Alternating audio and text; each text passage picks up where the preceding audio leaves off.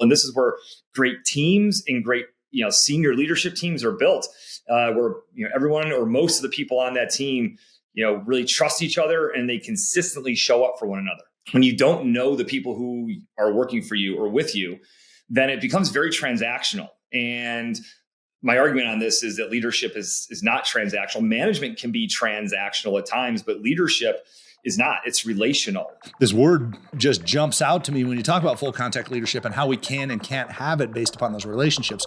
That word's accountability. What does that mean to you and relationships and leadership? Welcome to Start With a Win, where we unpack leadership, personal growth and development, and how to build a better business. Let's go. What's causing leaders to fail and they don't even know it? Today, we talk about that on Start With a Win. Coming to you from Area 15 Ventures and Start With a Win headquarters, it's Adam Contos with Start With a Win. We're diving deep into that topic with a special guest who not only studies leadership, but lives it every single day. We've got Mike Erwin, the founder and CEO of the Character Leadership Center and co-author of Leadership is a Relationship.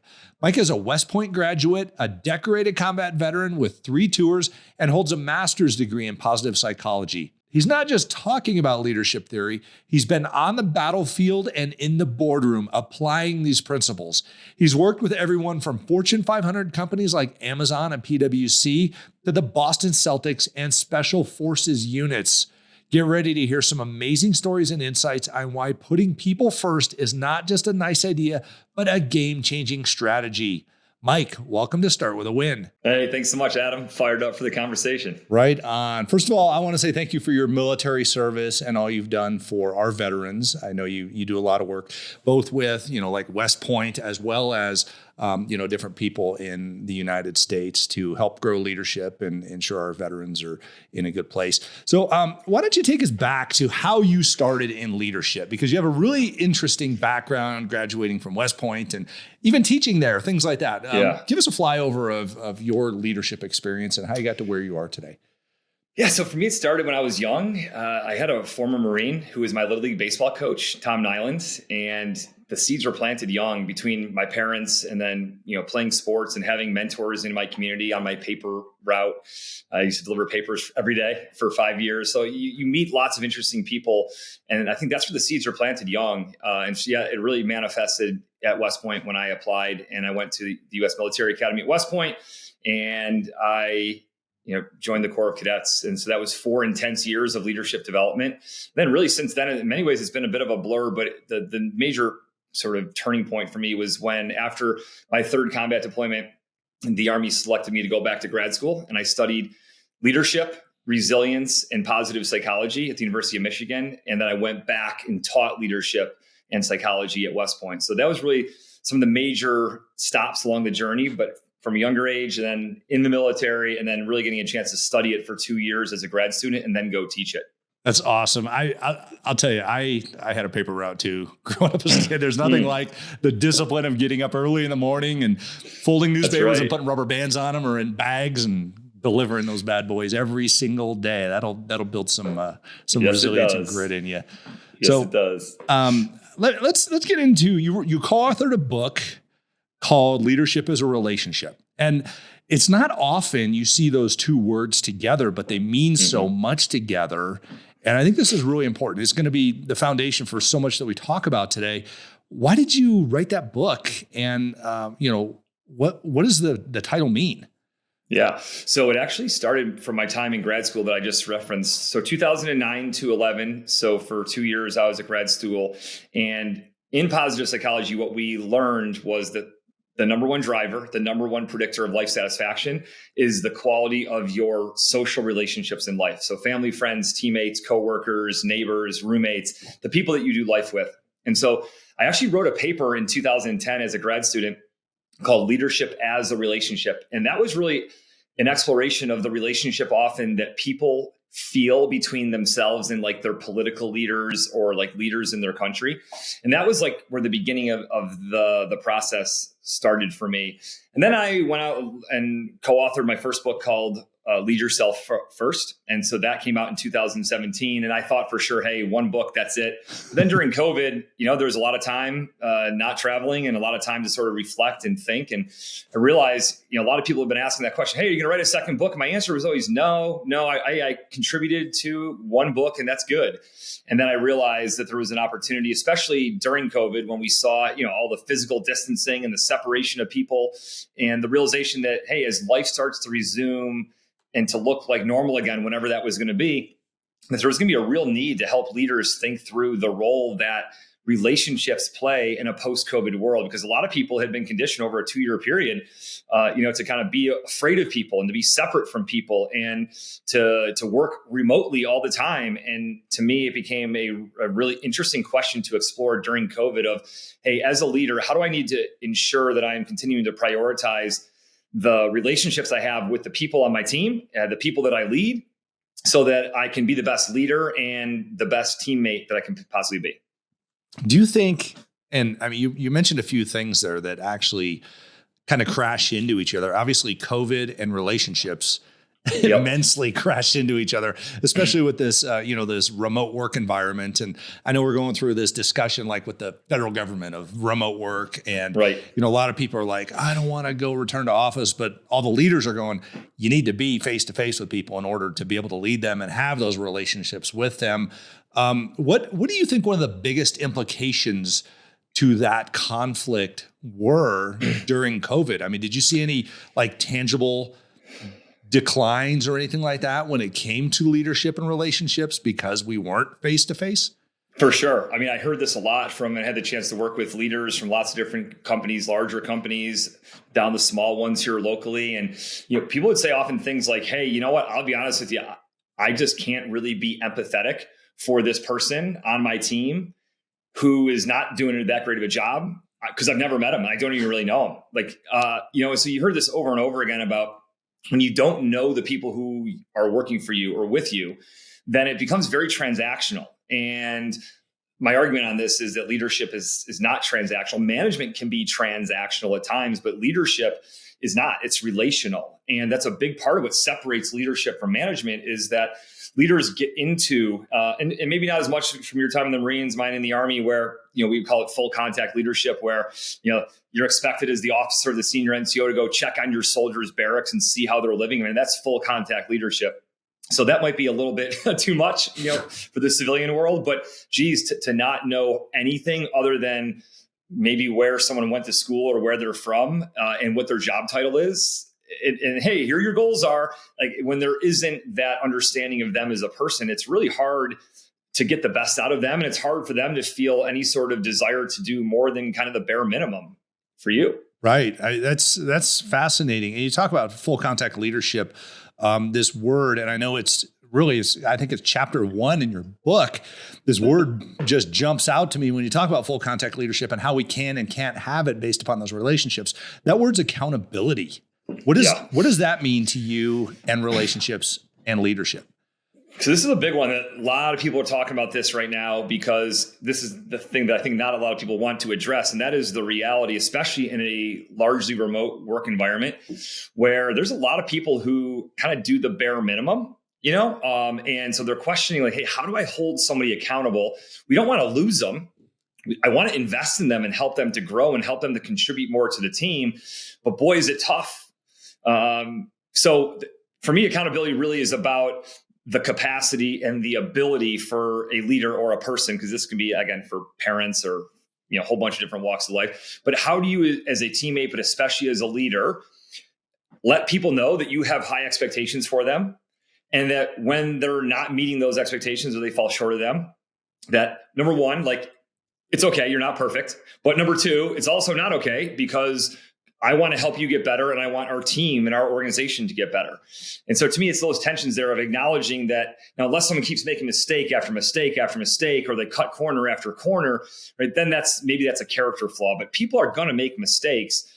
And increasingly, again, it's a human skill to be able to hold somebody else accountable in an effective way. I mentioned this before, but the idea of, I'm going to hold your feet to the fire. Well, that's not a really good image of holding somebody accountable. That's not what it's about. It's about elevating their expectations for themselves, letting them know that high standards and high expectations are a product of what we do here. And you're going to not hit those standards, right? Sometimes. But when you don't, I'm not going to turn a blind eye. We're going to have a conversation about it. We got to figure out, okay, next time, what can we do differently? How can I be better for you? How can you do things differently or better so that we meet those high standards, not just for one another, but for the team? I love that. And you're talking about high standards here. A lot of people come in with minimum standards in their different businesses. And I think we kind of fell into that during COVID where, it was, here's the minimum expectation of you. I heard that a lot, unfortunately, where I come from the world of, and as do you, hey, let's set the bar high and see if we can get over it. Even if we don't get over it, we're going to get darn close. Right. So we're going to be way above this minimum necessary. And it takes me back to a statement that a friend of mine who was a senior enlisted in the Air Force, retired as a senior enlisted in the Air Force. And he said, if you set the bar high, people will do everything they can to get over it. And a lot of times they will. If you set the bar low, they will do everything they can to get under it. Yeah. And I mean, it's crazy. It's nuts. And I'm thinking to myself, I don't want people trying to get under the low bar in my business.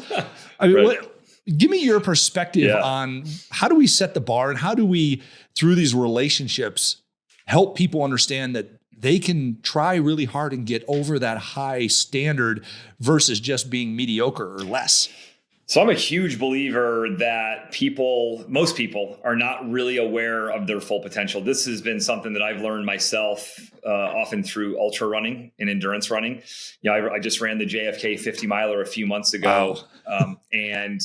Now I've done it 5 times in my life, but when I was much younger, so I'm 45 years old now. And so it was different, a lot different, as you might expect, running it as a 44-year-old versus a 31-year-old. But it's just this idea that our brain will do a whole lot to put us and tell us that we can't do something, or this is going to be too hard, or that's too high of an expectation. Like, our brain is really good at trying to do that. And I'm not exactly sure why. It might be, just some of the self-talk and the way that our brains work, trying to lower the expectation so that we don't do something. But bottom line is, we know it. We see this in sports all the time where teams will play to the level of their competition, frequently. And we are products of our expectations. And so for me as a leader, and going back to relationships, this is where I think it's so big. When you have a relationship and you build a relationship with somebody, you can elevate the expectations. You can raise the bar on them. First of all, hopefully in the relationship, you're kind of both of you are wanting to raise it together. But if you don't have that situation and you have to be the one to raise that bar and raise the expectation, then that person hopefully is going to say, okay, you know what, that feels like it might be out of reach, but I'm still going to pursue it because I don't want to let this person down. Why? Because I have a relationship there. And it goes back to that whole conversation around transactional versus relational. Leadership is relational. And when you have that relationship, people are much more likely to strive to clear that high bar because they want to make you proud. They don't want to let you down. Awesome. I love that. There's a big currency in leadership that I think is absolutely necessary, and I think you would agree with this, and that is trust. It's one of the mid chapters in your book. Take us through your perspective on trust and how it plays into the relationships, and then how leaders with and without trust vary. What does that do for us to get more out of the people that we're leading? So trust is another big one these days. I think that a lot of people are talking about, and largely because, I think there's a couple of things to say about trust. First and foremost, I think that, every time we drive down the road, we trust that the people on a two-way road, right, are paying attention and they're staying in their lane. Right. So there's this trust that we have implicitly with people as we go out and live life. And that's not really the kind of trust that we're talking about here. When we talk about leadership, we're talking about a kind of personal trust or interpersonal trust. And so when I look at how long does it take to build trust with somebody? Often you've probably heard this phrase before, but trust, is built in drops and lost in buckets. Yep. It often takes a lot of interactions, a lot of conversations for someone to really get to know you and to know your heart and to know your motivations and why are you pushing in this direction or why are you doing something? And so I think that's the struggle. We live in an instant gratification world, and we want to accelerate trust. And hey, how can I build trust as fast as I possibly can? I hear that question a lot, especially with the high turnover rate in the job market and people coming in and coming out, so frequently. People are like, hey, what can we do to accelerate trust? It's hard. It's really hard. Just like relationships, they take time, they take energy. And yes, they can be broken, or lost by the bucketful when you do one thing to violate that trust. So for me, I keep coming back to this idea that the foundation of trust is relationships. It's also, of course, yes, consistently seeing somebody do what they say they're going to do, right? So when someone says, I'm going to get this done in a certain period of time, they get it done in a certain period of time consistently. But ultimately, I do think that, a key component and a key element of trust is that relationship, and how well do people actually know one another and know each other's hearts. You said the word consistent a couple times in there. And it seems like without that, people start to wonder, which obviously degrades trust. And we all know that leadership is not a sometimes thing, it's an all the time thing. Yep. Tell me about consistency. Why should we be thinking about that in building our leadership and relationships? Yeah, consistency is so huge. We know this from people who study finance, right? And about the compounding effect of money when you study Warren Buffett and how he, has made all his money, right? It's like it's in the consistency. I'm trying to pull up here. I've got, so I saw a great piece on this just the other day. If I can find it, it's just so good. Consistency compounds while occasional brilliance fades. Oh, I love that. Right. Great outcomes are not built on great days, but they're built on consistent ones. You can't just count the days when it's easy. Each day moves you closer to the goal. No day is a hero. No day is a villain. Right. That's Shane Parrish, phenomenal author and podcaster. Like, that's, to me, is the bread and butter of it right there. This idea, Jim Collins, my mentor, talks about the 20-mile march. Hey, the sun is shining and the wind is at your back and it's beautiful out. You march 20 miles. The wind is in your face. It's raining and sleeting and the footing is terrible. You march 20 miles, right? It's the idea that you can't just it's great weather today, I'm going to go 30 miles today. Or the weather's terrible, so I'm going to sit today out, right? Like the idea of sitting those days out, it adds up, it compounds. And so again, with our relationships and our interaction, there's a consistency there and there's a compounding effect. The more I interact with you, the more we have a conversation about topics, the more you get to know me, the more I get to know you, right? The compounding effect of that is powerful. And this is where great teams and great, senior leadership teams are built, where, everyone or most of the people on that team, really trust each other and they consistently show up for one another. That's awesome. And for those of you looking for some good reads, The Compound Effect by Darren Hardy, an incredible book. He's a great friend of mine. And I'll tell you what, that's timeless when it comes to understanding how to create great impacts in your life. Also, Jim Collins, Good to Great and Great by Choice, some incredible books. I love the 20-mile march that you referenced, the race across Antarctica. And I'll tell you what, inconsistency got that team killed. So, there's life and death at stake here. Some great information, Mike. I love it. Let's talk a little bit about, this whole idea of coalition building. You talk about coalition building in your book. I think that's really important, from pie in the sky to history. The idea behind that, what does that mean? A lot of people think leadership is them leading their group, but it seems like, no, you're gathering resources to leverage leadership here. So how does that all play together and what can we learn from that chapter? This is a fascinating topic to me because I've seen it in my own life, my own journey, and I've sort of thought through it. So you kind of have dueling pianos.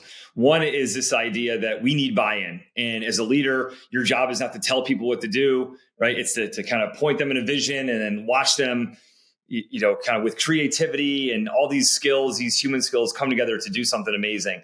And then there's on the other pole, there's this idea that leadership is not likership. And that, sometimes as a leader, you got to be willing to be unpopular. You got to be willing to be hated even. Right. Because at times that's what the situation calls for and demands. And so for me, like the story that we profiled, Mike Sullivan, This was in 2009 in Afghanistan, and we were deployed with the Brits and the Romanians and the Canadians and the Dutch, and we had all these different elements of NATO that were deployed, and we worked with them. And specifically in the Helmand province, it was one of these situations where we knew that, hey, we did not have authority to go in there and to execute this big mission, which ended up be calling Operation Siege Engine in May of 2009. And so he had to build a coalition. He had to talk to the Brits, and the Brits were skeptical at first of, hey, why do you want to do this? And he had to talk to different leaders and different people and different folks within the DEA and the Afghan Special Forces. And you had to kind of align and get everybody behind the idea. And so, again, coalition building in that regard is more on the buy-in side. And it is saying, and this is my belief, Adam, on this, is that most of leadership is earning buy-in. There are moments and times when you need to know that I don't have time for, and I don't need the buy-in right now. I need to make a decision, whether people understand why I make that decision or not. I need to be decisive right now. But where you have the time to be able to build consensus and to be able to get other people's opinion and their feedback makes a lot of sense. And so that's the idea. And the argument is that through relationships, you're able to then build consensus more, because people will realize that, oh, you're asking for my opinion. I know you're not always going to take exactly what I say, but you're asking for my feedback. I feel more bought into what we're doing here. And again, the argument is that when we have relationships, when we invest in relationships, we get to know people beyond just their job title and their decision-making authority, that it positions us to then be able to get them, to understand where we're coming from and to trust us that we're coming at this for the right reason. Wow. That's powerful and I think incredibly impactful. So, for everybody listening, look around your organization and look around your industry, the associations you have, and how can you rally those associations in order to build those coalitions? So this is really fascinating, Mike. I encourage everybody to check out Mike online. Mike's website is characterleadership.center. And you have a whole bunch of different websites. What's the best one to find you at? Is that it? Yeah, that's going on MikeErwin.net. There we go. But honestly, like from a standpoint of like seeing and engaging and and seeing more about this is on my LinkedIn. That's where I sort of update the most. Awesome. You've got some very current and very pertinent leadership information. I have an interesting question for you. We all have this memory as we progress in our leadership, lives. I guess. We end up having a conversation at some point with a key mentor, a key leader, somebody who makes a massive leadership impact on us. Do you have a story about a massive leadership impact that was made on you that you could share? Oh yeah, so many. This is the thing we are often the product, this idea of we stand on the shoulder of giants, like we are the product. If we ever go on to accomplish anything significant or great in leadership, it's because of the people that we've learned from, the mistakes that we've made along the way. I remember when Colin Powell came and spoke at West Point in 1998, he talked about how he lost his pistol on like his first week as a platoon leader in Vietnam. And it could have been a fireable offense. And his commander basically was like, look, you can't do this. I have the authority to basically send you back and you to be discharged. And he said, but I'm not going to do that. Like, I know you made a mistake, and now it's up for you to be focused and make sure you don't make that mistake again and lead your men well. Right. And like you see, and then he goes on to have this just prolific, incredible career. So, there's so many of them in my life from my time, as I mentioned, playing baseball growing up with Coach Nyland. Coach Dotter, my high school baseball coach, just passed away this year. I think at the age of 89, was phenomenal, deep philosopher. He would ask questions of us when trying out that had nothing to do with baseball. Like, how much does air weigh? And he just wanted to, he was like a psychologist. He just wanted to see how you thought about things. In my time in the military, I had some incredible commanders and leaders that I saw lead, and I studied them and I paid attention to them. But, so I'd say in my military career, my battalion commander, in 3rd Special Forces Group, Lieutenant Colonel Don Bolduc was big. He really talked about the window in the mirror. When things go right, you look out the window. Who can you point to? Who can you give credit to? And when things go wrong, before you start looking at other people, look in the mirror. But from an intellectual side and an inspiration side, Jim Collins was it. In 2012 and 13, I worked with him 8 times when he came to West Point when I was a major, and I was basically his general officer type planner, for lack of a better term. And the conversations we had were just unbelievable. And for me, one of the big things that I took away from it, that was a pivotal moment for me was, he said, for people who pursue greatness over their lifespan, the greatness starting line is age 50. Because I was 34 at the time, and I was like, geez, I feel this sense of pressure, and hey, if I want to run for political office, or if I want to do this or do that, that I got to go. And it was just this message of consistency. No, be consistent for your whole life, and it's amazing the opportunities that will open up before you to transform and to do something really great. And to think of your starting line at age 50 versus age 32, which I had in my head at the time, was a life-changing thing for me. I still have a sense of pressure and urgency to act now, to lead well now, but I'm still making mistakes. I'm still learning as I go. And, as I look at it now, I've still got 5 years to the start line, right? For my greatest contributions to the world. And to me, that was just transformational. That's amazing. Great stories there. I appreciate you sharing them, Mike. And Mike referenced standing on the shoulders of giants, which is an incredible way to look at life. It was actually a quote attributed to Isaac Newton in 1675. It said, "If I have seen further, it is by standing on the shoulders of giants." And it references kind of the buildup of the talent and the experiment and, scientific principles and whatever have you, that people before you have laid on the ground that you're climbing on top of. And it's their thoughts and their leadership that you're standing on top of. So really a great way of looking at, how do I become a better leader? Find those giants and learn from them. It's just a great way of looking at it. Mike Erwin, you're a huge contributor to the leadership space. We really appreciate you. I have a question that I ask all the great leaders on Start With a Win. And I know you have, I'm sure, a fantastic answer. A lot of military guys have something, relatively similar, but just amazing when it comes to this. But my question for you is, how do you start your day with a win? So practically, I talk about this a lot. I start my day with a win. So first thing up, is I get out of bed, right? And I'm like cradle Catholic. So I thank God for a good night's sleep, and for the day before me, like starting the day with gratitude right off the bat, and then I parlay that into 15 push-ups. And then I immediately go downstairs, and I've got a series of chores that I do, kind of like Adam McCraven talking about why it's important to make your bed in the morning. I empty the dishwasher, I make the coffee, I start cooking breakfast, and I'm just knocking out tasks, right? So after gratitude to God, and a little bit of physical activity to get my blood going, it's about knocking down those little wins, because it builds motivation, and it makes you feel like, all right, I'm in control this day versus it's in control of me. I love that. Everybody, make sure you check out Mike online. Also pick up his book, Leadership as a Relationship. And also Mike does a great deal of consulting for different businesses and speaking on leadership. So check him out if you're looking for really a great person to deliver some actual, boots on the ground experience when it comes to leadership and, growing people and businesses. Mike's a great guy for that. Mike, I appreciate all you do. Thanks for your service to our awesome country. And thank you for starting your day with a win. Thanks so much, Adam. Love the conversation, man. Appreciate it.